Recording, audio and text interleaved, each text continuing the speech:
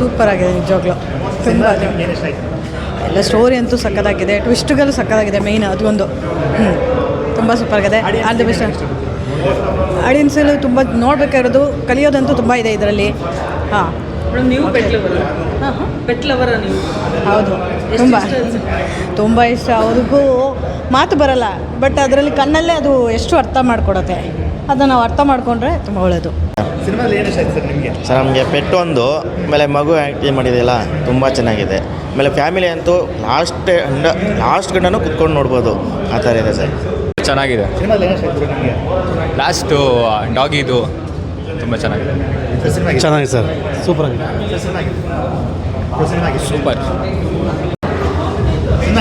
ಚೆನ್ನಾಗಿದೆ. ರಾಕಿ ಮತ್ತು ಪಾಪು, ಪ್ರಕೃತಿ,